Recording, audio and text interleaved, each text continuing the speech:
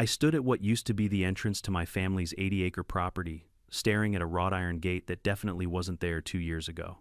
Beyond it stretched an entire neighborhood: sidewalks, streetlights, manicured lawns, and rows upon rows of identical beige houses, 58 of them to be exact. I counted twice. A woman in her mid-40s marched toward me, her heels clicking against the pristine asphalt. Designer sunglasses, pearl necklace, and a smile that could cut glass. "Excuse me," she said, her voice dripping with false politeness. "This is private property. Meadowbrook Estates, residents and guests only." I blinked at her, still processing the impossibility of what I was seeing. "I'm sorry, there must be some mistake. This is my land. My father's land. I inherited your land." She laughed, actually laughed, like I'd just told the funniest joke she'd heard all week. "I'm Emma Johnson, HOA, president of Meadowbrook Estates, and I can assure you this is definitely not your land. Now, I suggest you leave before I call the police for trespassing." My hand tightened around the property deed in my pocket, the same deed my grandfather got in 1947. This was going to be interesting. Before we dive into this story, I'd love to know where you're watching from. Drop your city and local time in the comments below, and if you enjoy stories about entitled HOA presidents getting what they deserve, hit that subscribe button, because this one's going to blow your mind. Trust me, you'll want to stick around until the end. Let me back up and explain how I ended up staring at a neighborhood that shouldn't exist. 3 years ago, my father passed away after a short battle with cancer. It hit fast and hard, and before I knew it, I was standing at his funeral holding the deed to 80 acres of beautiful Pennsylvania countryside. Rolling Meadows, a creek that ran along the eastern boundary patches of old-growth forest. It was the land my grandfather bought after World War II, the land my father worked his entire life to keep in the family. The timing couldn't have been worse. I'd just signed a 2-year contract for a massive demolition project in Dubai. The money was life-changing enough to expand my business back home and maybe finally settle down. My father had encouraged me to take it before he got sick. "Build your future, son," he'd said. "This land isn't going anywhere." I'd left Mr. Henderson, our neighbor of 30 years, in charge of checking on the property. He was 78 sharp as a tack and lived on the adjacent 5 acres. Every week he'd send me photos and updates. Everything was fine, until 18 months ago when the messages stopped. I found out 3 weeks later that Mr. Henderson had died peacefully in his sleep. His daughter left me a voicemail. I was underwater on the Dubai project. Literally, we were demolishing old port structures and couldn't get away. No direct flights, no breaks in the contract. I sent flowers and a donation to the charity his family requested. I felt like garbage for not being there. That's when things must have started. With no one watching the property, someone saw an opportunity. That someone was Emma Johnson. My lawyer Marcus Chen laid it all out for me in his office the day after my confrontation at the gate. The documents spread across his desk looked official: county seals, notarized signatures, the works. But they were forgeries, sophisticated ones. According to these records, Marcus said, adjusting his glasses, your property was declared abandoned due to unpaid property taxes. It went to county auction, and Emma Johnson purchased it for $47,000. But I never missed a payment. I slammed my hand on the desk. I have automatic payments set up. Bank records, receipts, everything. I know. And those records prove these documents are fraudulent. But here's the problem. Emma Johnson's husband, Dale Johnson, is the deputy county administrator. He oversees property records and tax assessments. My blood ran cold. So she married into the perfect position to pull off property fraud. Exactly, and it gets worse. She subdivided the land, sold 58 lots to a development company for $4.2 million, and the houses were built within 14 months. Fast, cheap construction. Those families paid between $300,000 and $450,000 for their homes. I sat back, my head spinning. 58 families. Real people who thought they'd bought legitimate homes. People with kids, dogs, mortgages. They were victims too. Can we prove the forgery? I asked. Marcus nodded slowly. Yes, but it'll take time and money. The real question is, what happens to those families when we do? I drove back to the property that evening and parked across from the main entrance. I watched families coming home from work, kids playing basketball in driveways, an elderly couple walking their dog. Normal people living their lives completely unaware they were living on stolen land. The next morning, I decided to confront Emma directly. The HOA office was located in a converted house at the center of the development. Inside, everything was expensive: marble countertops, leather furniture, fresh flowers. This wasn't some volunteer operation. This was a business. Emma looked up from her computer when I walked in. Recognition flashed in her eyes, followed by annoyance. You, again. I thought I made myself clear. We need to talk, I said, closing the door behind me. I have the original deed to this property. I have tax payment records going back 30 years. I have my father's death certificate and will. This land is mine and you know it. For just a moment I saw something flicker across her face. Not guilt calculation. She was weighing her options, deciding how to play this. Then she smiled. That's adorable, she said, standing up and walking around her desk. You have some old papers and you think that means something. Let me tell you how this works. My husband oversees county records. The county records show I legally purchased this property at auction.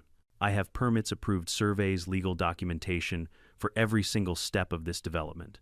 What do you have? Some yellow deed from 1947? Those documents are forged. Prove it. She crossed her arms. Take me to court. Spend the next 5 years and $500,000 fighting me. And even if, and that's a big if, you somehow win what? Then you're going to bulldoze 58 houses, make 58 families homeless. How do you think that's going to play in court? In the media, she had thought this through.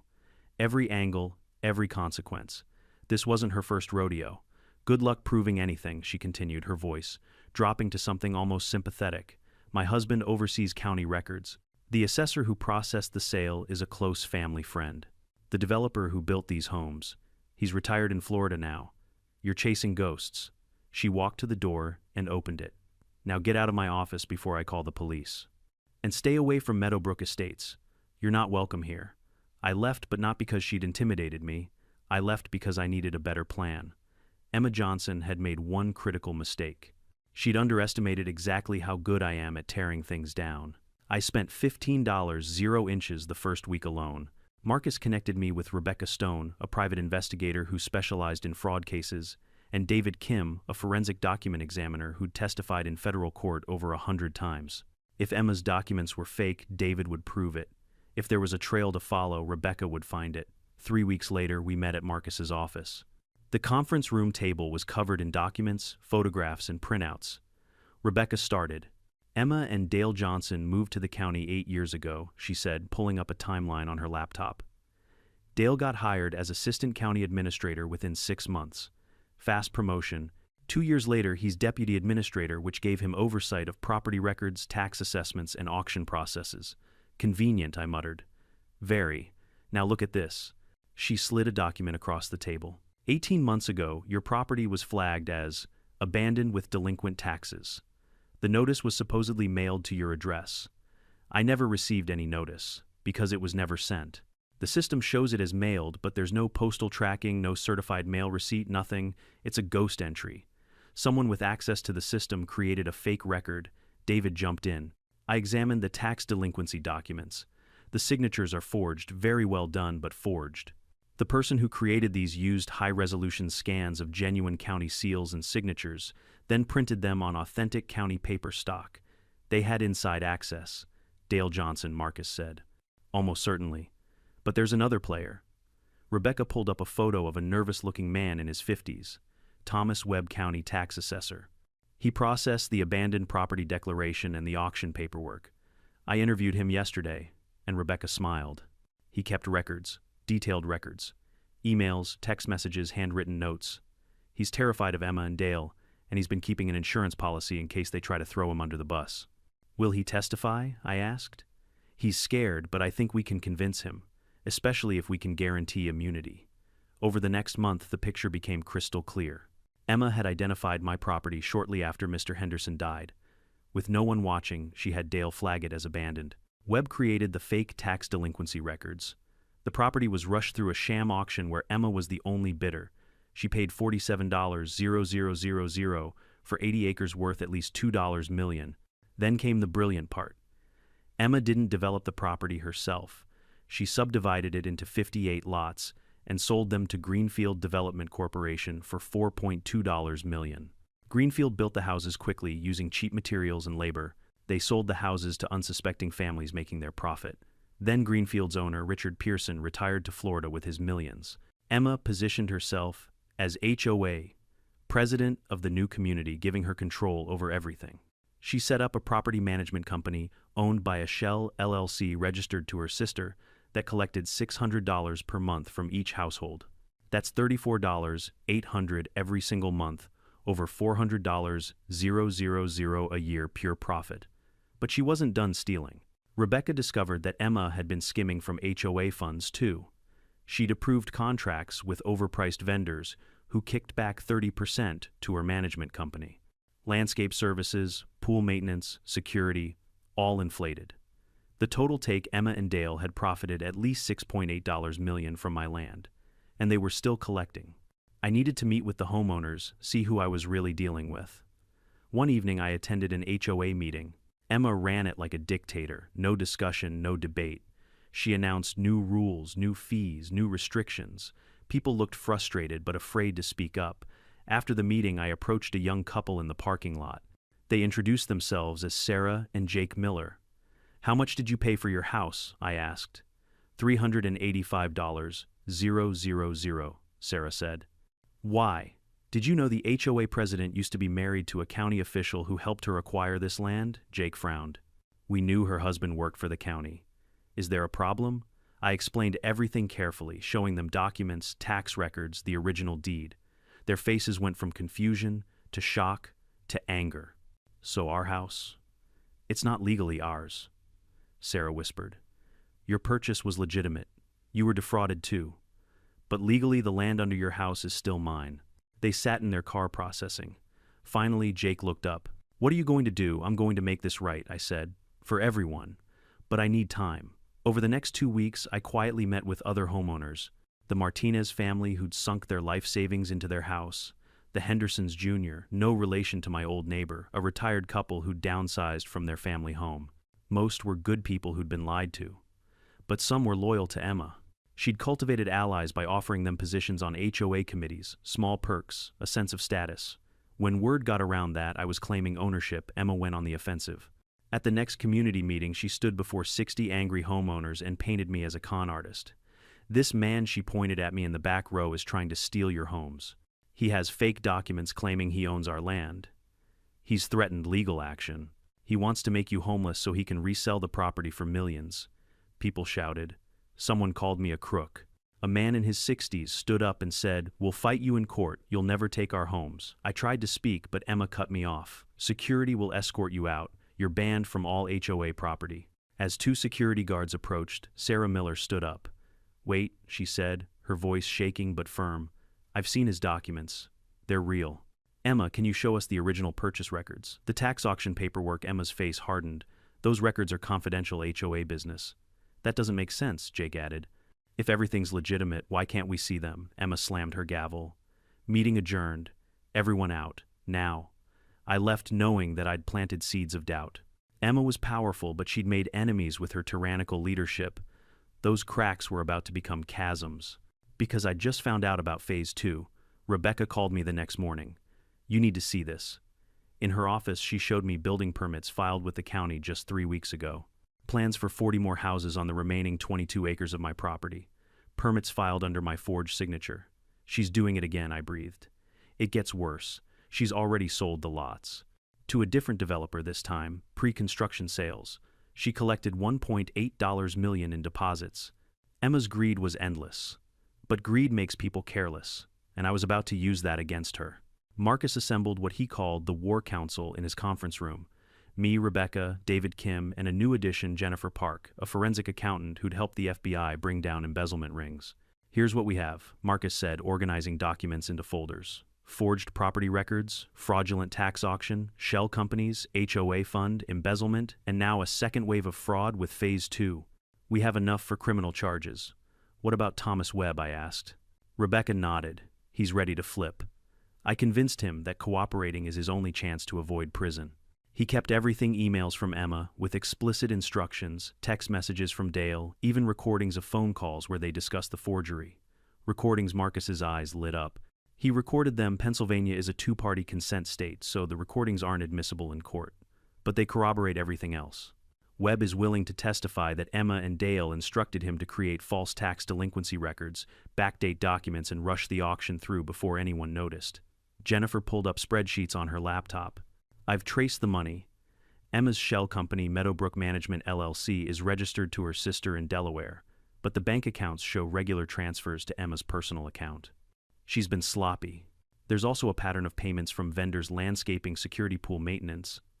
Those vendors are owned by Dale's cousin and Emma's college roommate. They're inflating invoices by 40–60% and kicking back the difference. How much total has she stolen? I asked. From HOA funds alone, about $380,000 over 2 years. Combined with the land fraud and Phase 2 deposits, we're looking at $6.8 million in criminal proceeds. I leaned back in my chair. The numbers were staggering. Emma and Dale had built an empire on stolen land. What's our move? I asked Marcus. We file criminal complaints with the state attorney general and the FBI. Wire fraud, conspiracy forgery, theft by deception, this is federal now. Simultaneously, we file a quiet title action to establish your ownership plus civil suits for damages and restitution. How long? 6 months to a year for criminal proceedings. The civil case could take longer. But here's the risk. Emma knows she's cornered. Cornered animals get dangerous. He was right. 2 days after we filed the quiet title action, I found a notice stapled to the door of the trailer I'd parked on the edge of the property. HOA violation. Unauthorized structure.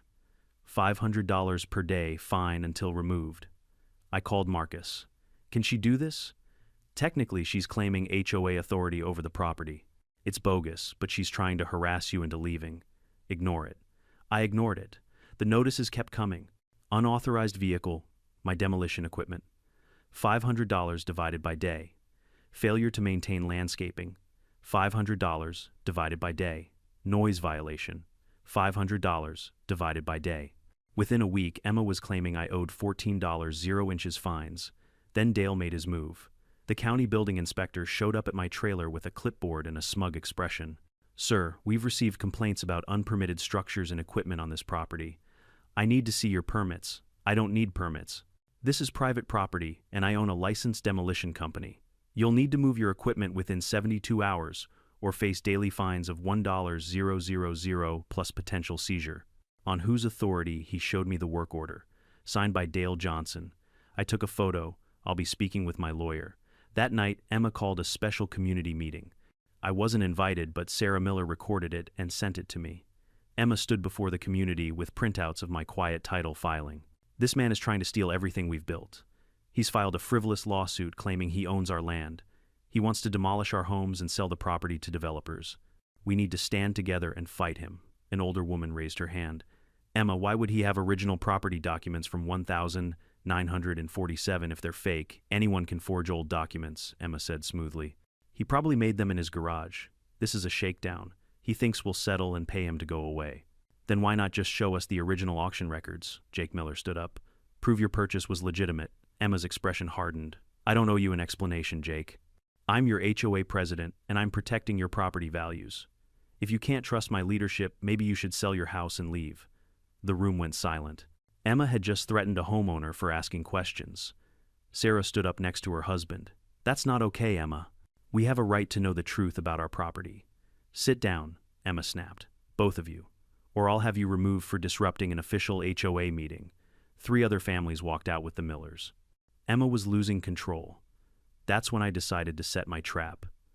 I had Marcus file an amended quiet title action, intentionally weak with obvious procedural errors that Emma's lawyers would easily spot.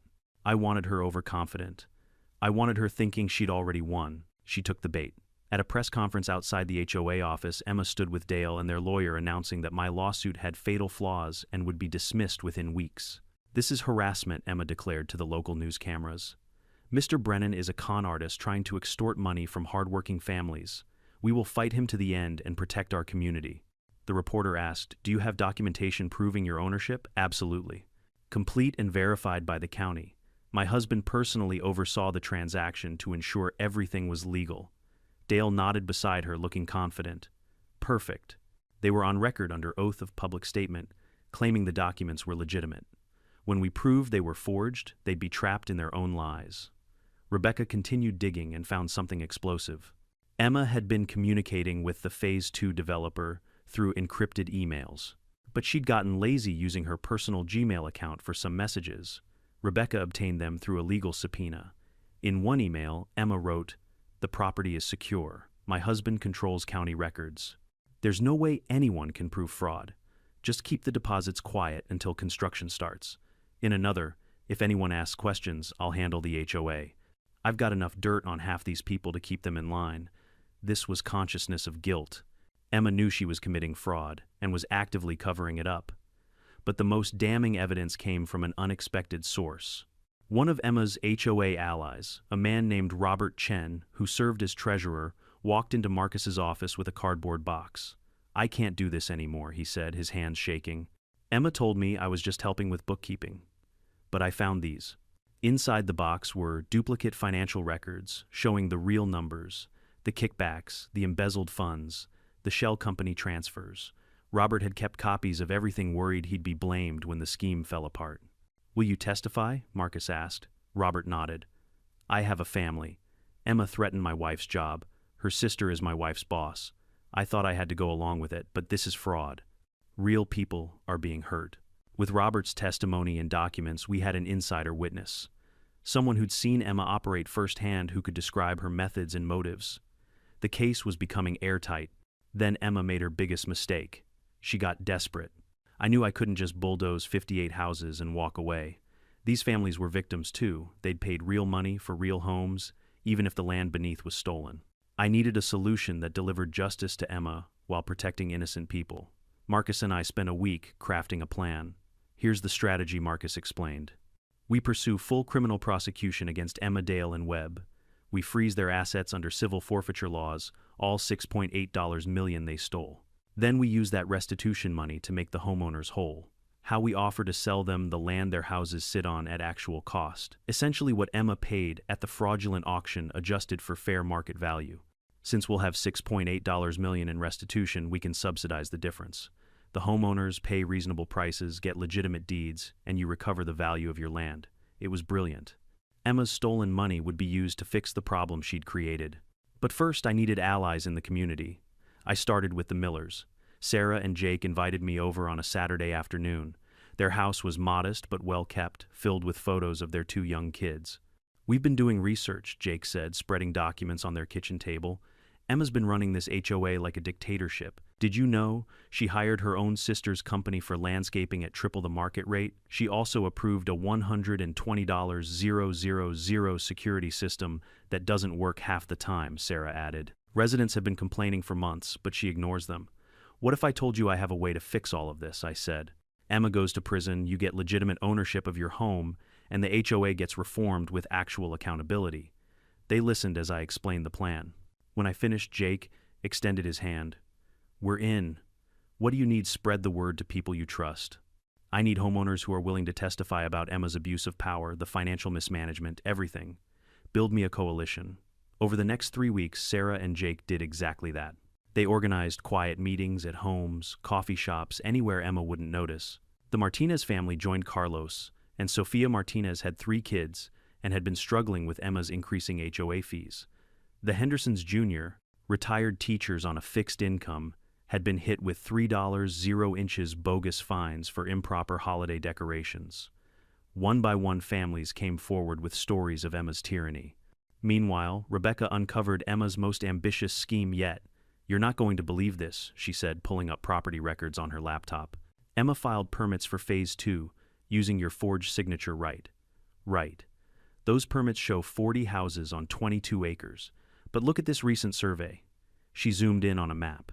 "That's not 22 acres.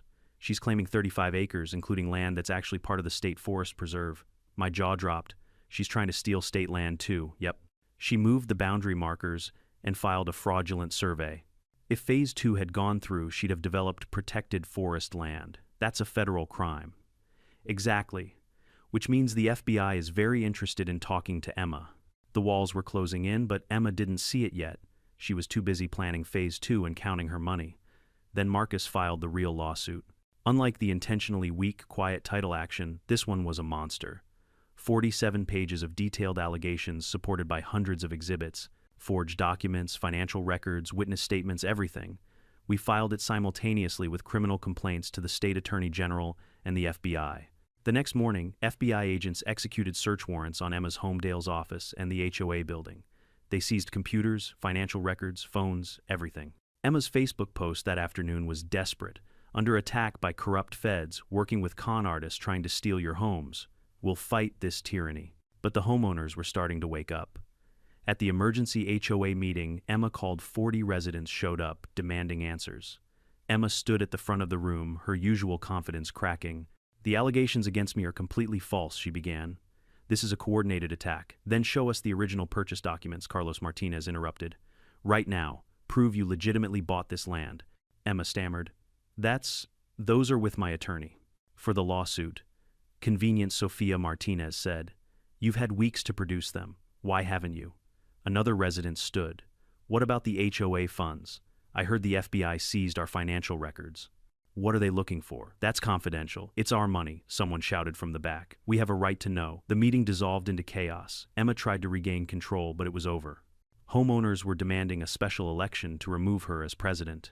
They wanted an independent audit of HOA finances. They wanted answers. Emma fled the meeting through a back door. That night, Rebecca called me. "Emma just bought a one-way plane ticket to Costa Rica. She's running. When flight leaves in 3 days, I immediately called the FBI agent handling the case, Special Agent Lisa Torres. She assured me they'd been monitoring Emma's movements. We'll arrest her before she boards," Agent Torres said. "We just needed her to make the move. Flight risk strengthens our case for no bail." 2 days later, FBI agents arrested Emma at the airport. She had $47 0 inches cash in her carry-on bag and a laptop full of encrypted files. Dale was arrested simultaneously at his office. The local news covered it live. Video of Emma in handcuffs screaming at reporters that she was innocent, that this was a conspiracy. She looked nothing like the composed HOA president who'd threatened me at the gate months ago. The next week, federal prosecutors unsealed the indictments. Emma and Dale faced 17 felony counts, including wire fraud, conspiracy, forgery, theft, and money laundering. Thomas Webb was charged separately, but immediately took a plea deal in exchange for testimony. Then came Dale's betrayal. Facing 20 years in federal prison, Dale's lawyer negotiated a cooperation agreement. In a sworn deposition, Dale laid out the entire scheme and blamed Emma for masterminding it. "It was her idea from the start," Dale testified. "She identified the property, told me how to flag it, as abandoned, coached Webb on creating the fake documents. I went along with it because she threatened to divorce me and take everything. She's ruthless." Whether that was true or just Dale trying to save himself, it didn't matter. His testimony corroborated everything we'd gathered independently. The criminal case was solid. Now I needed to finalize the civil solution. Marcus organized a town hall meeting at the local community center, inviting all Meadowbrook Estates residents. 53 families showed up, everyone except Emma's few remaining loyalists. I stood before them, nervous but determined. "I know many of you see me as the enemy," I began, "the man trying to take your homes. But that's not what this is about. You were defrauded just like me. Emma Johnson stole my land and sold it to you under false pretenses. None of us chose this situation." I explained the plan. The restitution money from Emma and Dale's frozen assets would be used to compensate them. I'd sell each family the parcel their house sat on at fair market value, with the restitution covering most of the cost. They'd pay a fraction of what they'd already paid Emma, and they'd get legitimate, clear titles. "What about people who can't afford even that?" a woman asked. "We'll work out payment plans." "No interest. The goal is to make this right, not to profit from your suffering." Carlos Martinez stood up. "What about the HOA? What happens to that? Emma's HOA is dissolved. You're free to form a new one, run it however you want, or don't have one at all. That's your choice." The room was quiet for a moment. Then Sarah Miller started clapping. Jake joined her. Then the Martinez family. Within seconds, the whole room was applauding. For the first time in months, I felt like this might actually work. But Emma had one more card to play. Emma made a bail after 2 weeks in federal detention. Her lawyer convinced a judge she wasn't a flight risk, despite the airport arrest, arguing that the Costa Rica ticket was for a pre-planned vacation and the cash was for shopping. The bail was set at $500, 000, secured against property Dale still owned. She was out, but she was desperate. The first sign of trouble came when Rebecca's car was keyed in the parking lot of her office building. The next day, someone spray-painted LIAR across the front window of Marcus's law office. Nothing we could prove, but the message was clear. Then Emma showed up at my demolition company. It was a Tuesday afternoon. I was in the warehouse going over equipment manifests when my foreman Danny rushed in. "Boss, we got a problem." Outside, 3 black SUVs had pulled into the parking lot. Emma emerged from the middle vehicle flanked by 4 men in dark suits. Not lawyers. These guys looked like enforcers, ex-military thick necks, dead eyes. I walked out to meet them. "You're trespassing on private property." Emma smiled, but it didn't reach her eyes. "We need to talk. Somewhere private. We have nothing to discuss." She gestured to the men around her. "I really think we do." Against my better judgment, and with my phone recording in my pocket, I led her into my office. The 4 men stayed outside, arms crossed, making their presence known. Emma sat down without being invited. "You've made quite a mess of things, Mr. Brennan. I'm cleaning up your mess, Emma. There's a difference. Here's what's going to happen," she said, leaning forward. "You're going to drop all charges, civil and criminal. You'll accept a settlement, let's say $2 million, and walk away. The homeowners keep their houses, I keep my freedom, everyone wins. Except I'd be letting a criminal walk free." Her expression hardened. "You don't understand who you're dealing with. My husband knows people, important people, judges, prosecutors, state officials. One phone call and your case disappears. The FBI doesn't work that way. The FBI can be persuaded to drop cases when their evidence is problematic." She pulled out her phone and showed me photos. Pictures of Marcus leaving a bar late at night, Rebecca meeting with someone in a parking garage. Innocent photos, but taken from angles that suggested something inappropriate. "We have dirt on everyone in your little team," Emma said. "Your lawyer has a gambling problem. Did you know that your PI had an affair with a client's husband 3 years ago? We can destroy their credibility. Are you seriously trying to blackmail me right now? I'm offering you a way out. Take the money, drop the case, and this all goes away. Or keep pushing, and I'll make sure everyone you care about suffers. Your business, your employees, your reputation, all of it gone." She stood up, smoothing her skirt. "You have 48 hours to decide. After that, things get ugly." As she walked to the door, she paused. "Oh, and if I'm going down, I'm taking everyone with me. Those families you're trying to help, I'll make sure they lose everything. I have documentation implicating half the homeowners in HOA violations that'll tie up their properties in legal hell for years. They'll never be able to sell or refinance. You destroy innocent families to save yourself. I do whatever it takes to protect what's mine." She left her men following like shadows. I sat in my office, hands shaking with rage. Then I remembered my phone had recorded everything. I called Agent Torres immediately. "Emma just came to my office with hired muscle and threatened me. I have it all on tape. Send it to me now. That's witness intimidation, obstruction of justice. We can arrest her again." But before I could send the file, my phone rang. It was Thomas Webb, the county assessor who'd flipped on Emma. "They found me," he whispered, his voice trembling. "Emma's people. They broke into my house. They didn't take anything, just left a photo of my grandkids on my kitchen table, with their school address written on the back. Where are you now? Police station. But I'm scared. Maybe I should recant my testimony, Thomas. Listen to me. Emma's desperate. That means we're winning. Agent Torres can put you in protective custody. Don't back down now." After I hung up, Rebecca called. "We have a problem. Dale Johnson just filed a motion to suppress all of Webb's testimony. Claims it was coerced. Of course he did. Emma's playing every card she has. There's more. Someone leaked the homeowner compensation plan to the media. Channel 7 just ran a story making it sound like you're trying to force families to buy their own land at inflated prices. The comments online are brutal." I pulled up the news article on my computer. The headline read, "Local business owner demands millions from families in land dispute." The story was completely twisted, making me look like a greedy opportunist. Emma's smear campaign had gone public. That night, I received a call from Carlos Martinez. "My wife and I are getting death threats on Facebook. People saying we're traitors for working with you. Emma's supporters are organizing a protest." "I'm sorry, Carlos. I never wanted."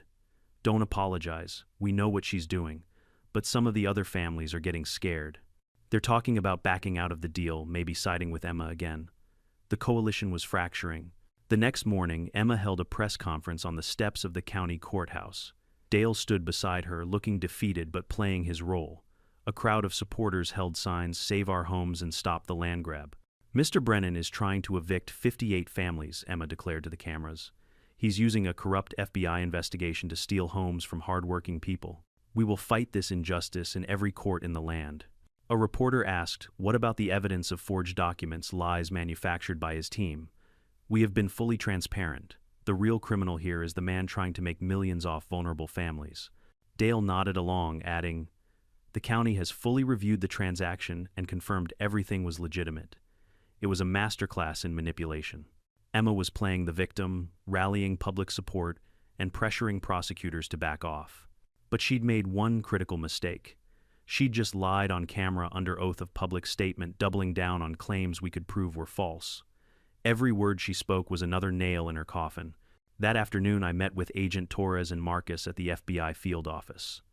Emma's threatening witnesses, intimidating families, and lying to the media, I said. When do we stop her? Agent Torres pulled up a file on her computer. We've been building a RICO case.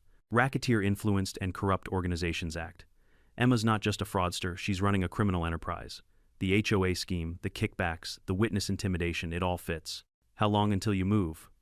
We're ready now. But I need you to do something first. She slid a small device across the table. This is a wire. We want you to meet with Emma one more time. Get her talking about the threats, the bribes, anything that shows consciousness of guilt. She'll suspect something. Maybe. But she's arrogant. She thinks she's untouchable because her husband has connections. Use that against her. I stared at the wire. It was risky, but it might be the final piece we needed. When tomorrow? Tell her you're ready to negotiate. She'll jump at the chance. That night I barely slept. I kept playing scenarios in my head. What if Emma suspected the wire? What if her men searched me? What if this whole thing blew up? But I thought about the families counting on me. The Millers, the Martinezes, the Hendersons, junior people, who'd done nothing wrong but were caught in Emma's web of lies. I had to see this through. The next morning I called Emma's lawyer and requested a meeting. 2 hours later I received a text with an address, a private estate outside town, probably borrowed from one of her wealthy friends. I drove there with the wire taped to my chest, my heart pounding. Marcus and Agent Torres were monitoring from a van 2 blocks away. Emma met me at the door alone this time. Smart decision, she said. Come in. The house was massive, marble floors, crystal chandeliers, walls lined with expensive art. Emma led me to a study and poured 2 glasses of whiskey. To new beginnings, she said, raising her glass. I didn't drink. Let's talk terms. Simple. You drop everything, criminal complaints, civil suits, all of it. In exchange, you get $2 million cash wired wherever you want. No taxes, no trail. And the homeowners, they keep their houses under the current arrangement. I remain HOA president. Life goes on. What about your husband? The federal charges. Emma smiled coldly. Dale's charges go away. I have insurance documentation showing that certain prosecutors and judges have, shall we say, skeletons in their closets. Once those documents become public, people will be very motivated to make this case disappear. You're blackmailing federal officials. I'm ensuring my freedom. Do we have a deal or not? This was it. The confession Agent Torres needed. What if I say no? I asked. Emma's smile vanished. Then those families you're trying to help will suffer. I'll tie up their properties in legal challenges for decades. I'll leak personal information about them, affairs, bankruptcies, criminal records. I'll destroy their lives one by one until they beg you to take my deal. You'd really do that. I've worked too hard to lose everything now. If I go down, I'm taking everyone with me. You, your lawyers, those families, everyone. Do you understand? I stood up. I understand perfectly. Emma extended her hand. So we have a deal. I looked at her hand, then back at her face. No, we don't. Her expression turned to ice. You just made the biggest mistake of your life. I don't think so. See, Emma, I've been recording this entire conversation, and the FBI has been listening to every word. The color drained from her face. You're bluffing. I pulled out my phone and played back the last 2 minutes. Her voice crystal clear, threatening families and admitting to blackmail. Emma lunged for the phone, but I stepped back. Too late. It's already transmitted. She stared at me, rage and panic warring in her eyes. Then she did something I didn't expect. She laughed. You think this changes anything? She said, her voice manic. I have leverage you can't imagine. Those families will hate you when they lose their homes. The media will crucify you. You'll spend years in court fighting me, and I'll make every single day hell. We'll see about that. I walked toward the door, but Emma blocked my path. You don't get to walk away from me. Move, Emma. Or what? You'll have your FBI friends arrest me. Go ahead. I'll be out on bail in 48 hours, and I'll make sure everyone you care about suffers. The door burst open. Agent Torres entered with 4 other agents, weapons drawn. Emma Johnson, you're under arrest for witness intimidation, obstruction of justice, and conspiracy to commit extortion. Emma's face twisted with fury as they handcuffed her. This isn't over. I have rights. You can't. You have the right to remain silent, Agent Torres said calmly.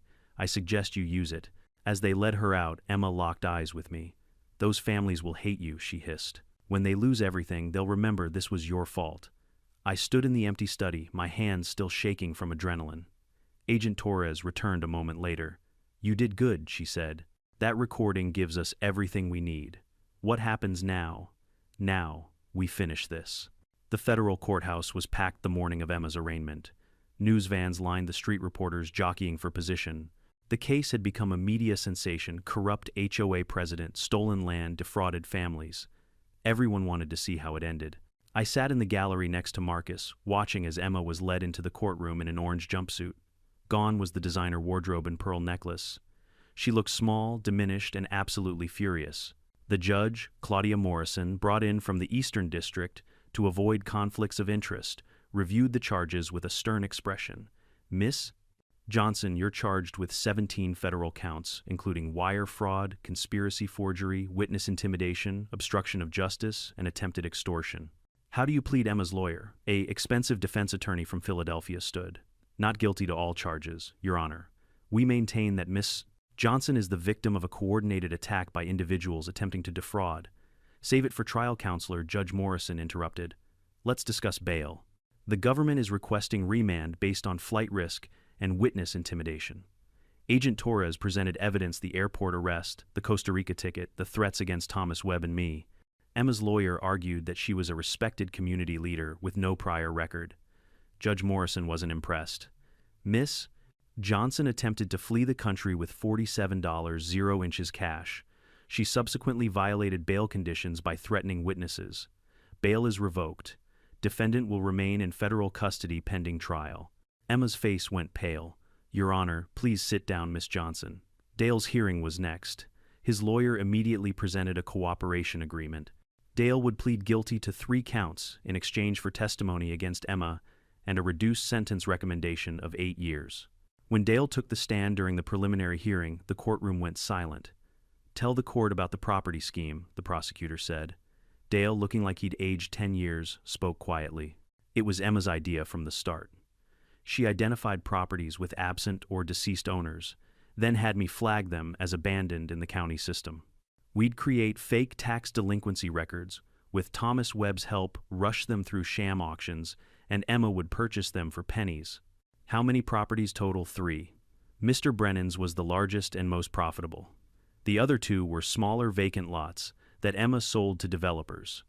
And Emma directed all of this. Dale nodded. She planned every detail. She researched property laws, found loopholes, coached me on what records to falsify. I went along with it because... He paused, his voice cracking. Because I was weak. She convinced me we deserved wealth, that we were smarter than everyone else. I was wrong. Emma's lawyer objected repeatedly, but the damage was done. Dale's testimony corroborated everything: Webb's records, the forensic evidence, the paper trail. The criminal trial lasted 3 weeks. Thomas Webb testified, first walking the jury through exactly how Emma had instructed him to forge documents. He brought printouts of emails where Emma explicitly told him to backdate the tax notices and make sure there's no postal tracking. Rebecca presented her investigation findings: the shell companies, the kickbacks, the embezzled HOA funds. Jennifer Park, the forensic accountant, traced every dollar Emma had stolen, showing the jury complex diagrams of money flowing from victims to Emma's accounts. David Kim, the document examiner, testified about the forged signatures and county seals. He projected enlarged images of the forgeries, pointing out microscopic inconsistencies that proved they were fake. I testified about my family's ownership of the land, my father's death, and Emma's threats.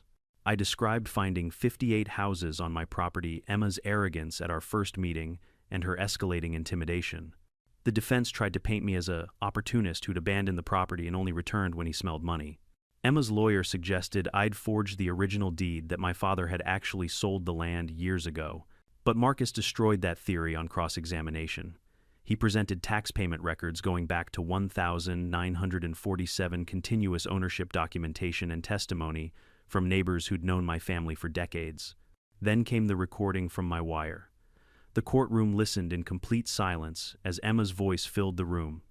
I'll destroy their lives one by one until they beg you to take my deal. If I go down, I'm taking everyone with me. When it finished, several jurors were shaking their heads in disgust. Emma took the stand in her own defense against her lawyer's advice, I later learned.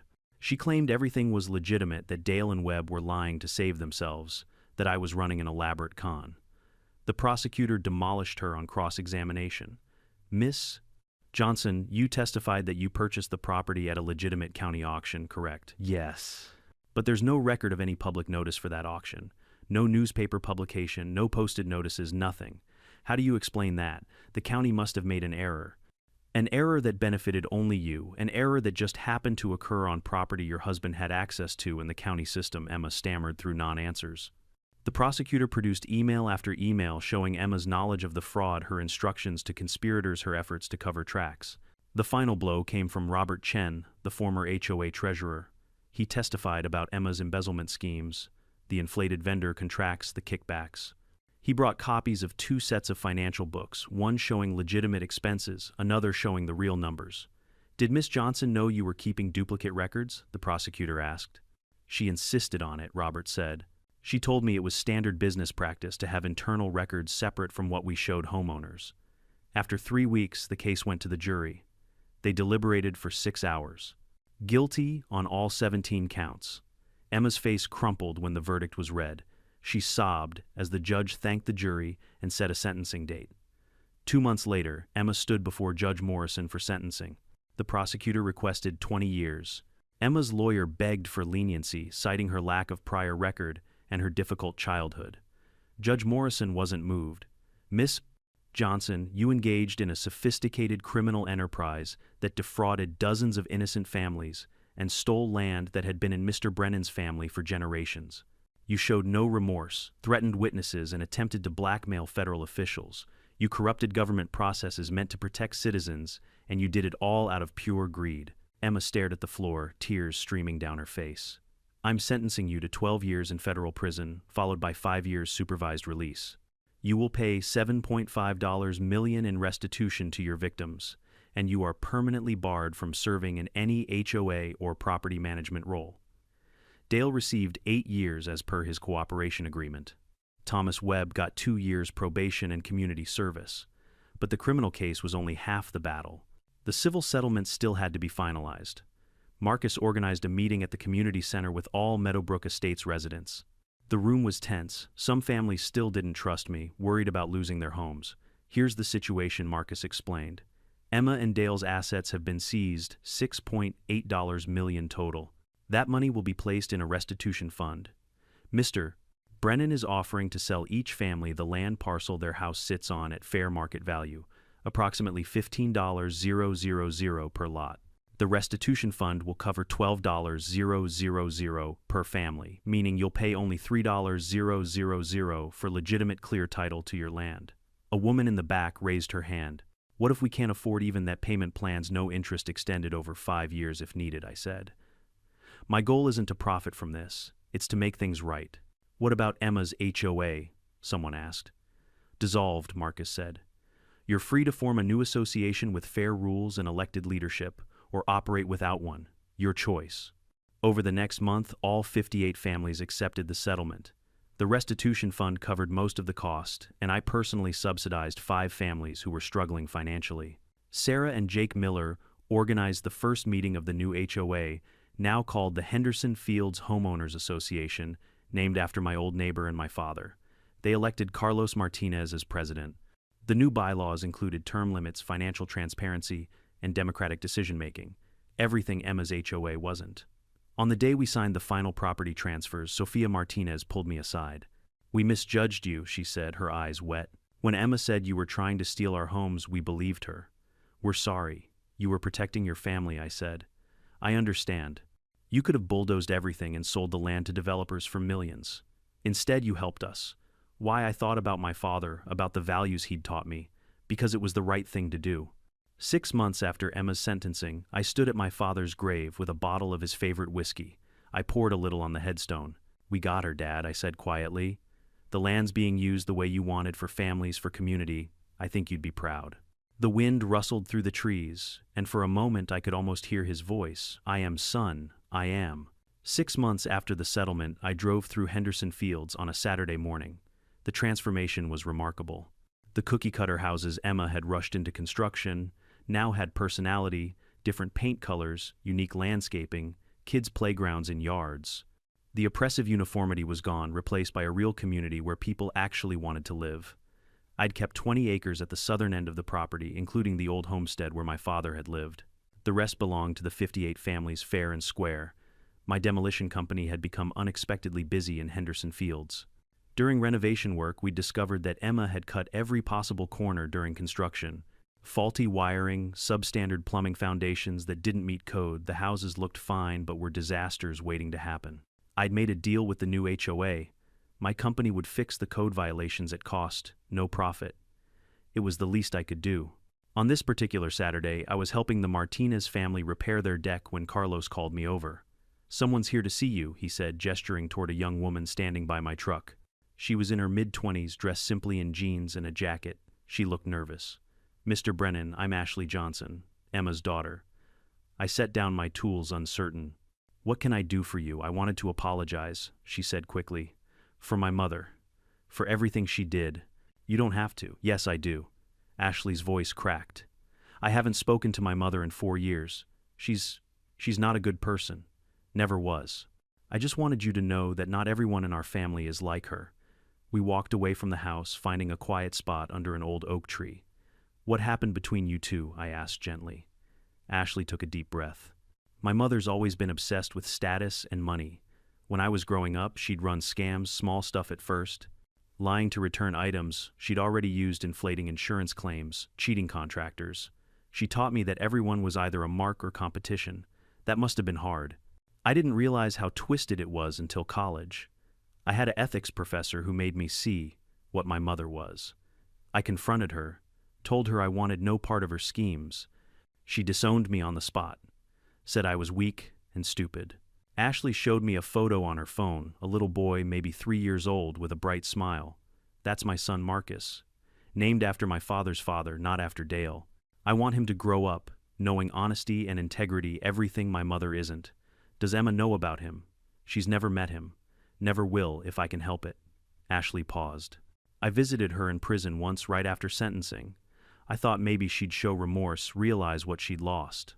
But she just blamed everyone else. You, Dale, the FBI, the homeowners. She couldn't see that she'd destroyed her own life." "I'm sorry," I said. "Don't be. You gave those families justice. My mother needed to be stopped." Ashley pulled an envelope from her pocket. "I wrote letters to each family in Henderson Fields, apologizing on behalf of my family. Would you help me distribute them over the next week?" Ashley and I delivered 58 letters. Most families were gracious, some were skeptical, but everyone appreciated the gesture. Then something unexpected happened. I received a letter forwarded through Marcus's office.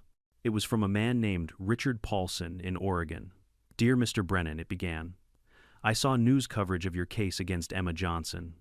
10 years ago, she and Dale ran the same scheme in my town.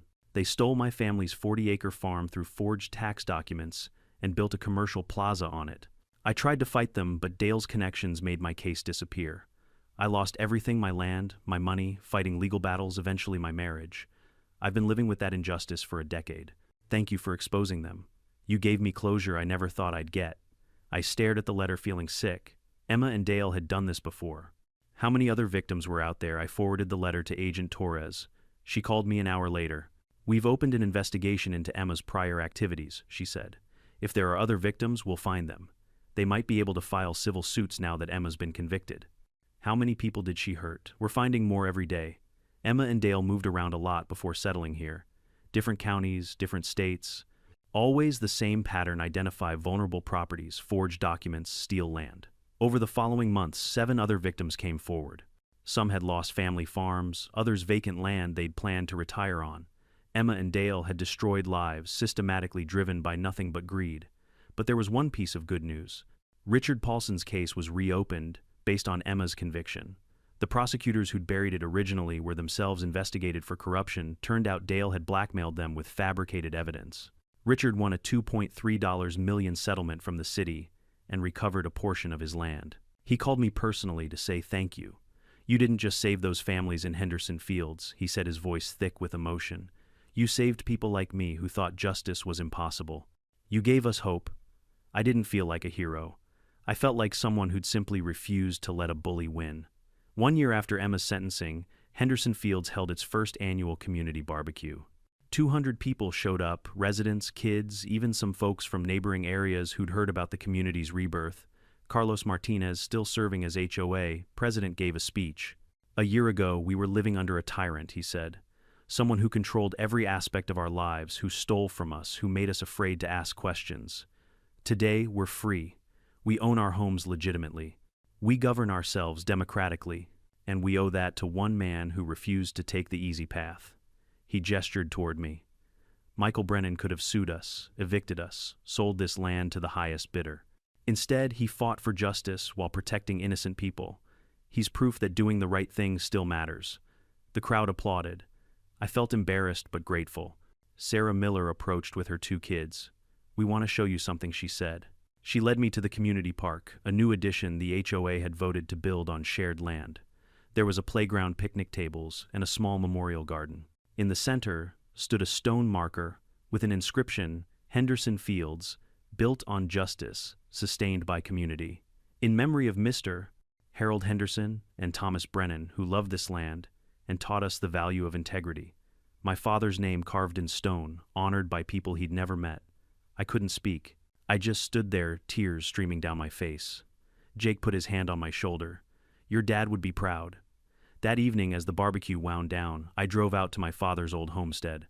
I'd been slowly renovating it, thinking maybe I'd move in someday instead of my apartment in town.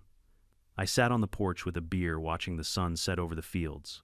In the distance, I could see kids playing, families, laughing, dogs running through yards. This was what my father had wanted. Not an empty monument to the past, but land that served people, built community, created homes. Emma had tried to steal that and profit from it, but in the end her greed had been her downfall. My phone buzzed. A text from Rebecca. "Thought you'd want to know. Emma was denied early release. Parole board cited her complete lack of remorse. She'll serve the full 12 years. Good." Another text, this one from Ashley Marcus's preschool, "is doing a project on heroes. He insisted I tell him about the man who stopped his grandmother from hurting people. I told him about you. He wants to send you a drawing." I smiled. Maybe something good could come from Emma's bloodline after all. As the stars came out, I thought about the long journey from discovering 58 houses on my land to standing here now surrounded by a thriving community. It hadn't been about revenge. It had never been about revenge. It was about justice, about protecting innocent people, about honoring my father's memory and the values he'd taught me. Emma Johnson had built 58 houses on my land. But in the end, those houses became something she never intended, a real community built on honesty, fairness, and respect. Too bad for Emma, she'd messed with the wrong demolition company owner. I didn't tear down her houses. I tore down her empire, one lie at a time, and I'd do it again in a heartbeat. As I sit here today, 3 years after everything began, I often think about what this experience taught me. It wasn't just about recovering stolen land or bringing criminals to justice. It was about something deeper, something that matters in all our lives. We live in a world where people in positions of power sometimes abuse that authority. HOA presidents, county officials, business leaders, people who think their position makes them untouchable. They count on regular folks being too scared, too tired, or too broke to fight back. Emma Johnson was convinced she'd get away with it. She had connections, money, and a carefully built facade of respectability. She thought that was enough. But here's what she didn't understand. Integrity isn't about being powerful. It's about being persistent. It's about refusing to compromise your values even when the easy path is right there in front of you. I could have taken Emma's $2 million bribe and walked away. Nobody would have blamed me. The legal battle was expensive, exhausting, and risky. But those 58 families would have remained under her control, bleeding money into her schemes, living in unsafe houses built with corrupted permits and cut corners. The lesson I learned, the one I hope you take from this story, is that doing the right thing isn't always easy, but it's always worth it. When you see injustice, you have a choice: look away or stand up. When someone tries to bully you into submission, you have a choice: surrender or fight back with truth. Those families in Henderson Fields didn't just get their homes secured, they got their dignity back. They learned that standing together against tyranny works. They discovered that ordinary people can defeat powerful adversaries when they refuse to give up.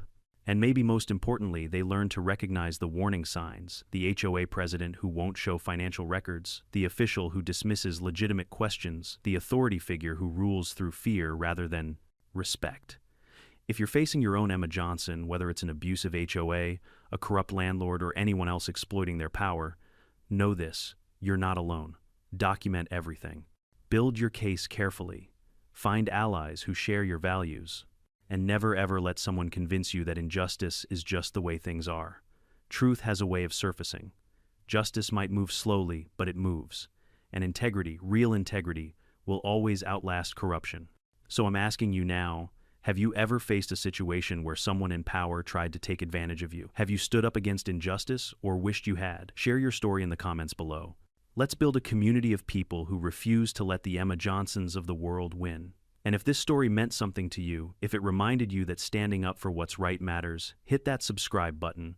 Share this video with someone who needs to hear this message. Let's prove that integrity and community are stronger than greed and corruption. Thank you for being here. Thank you for listening. And remember, you have more power than you think. Use it wisely.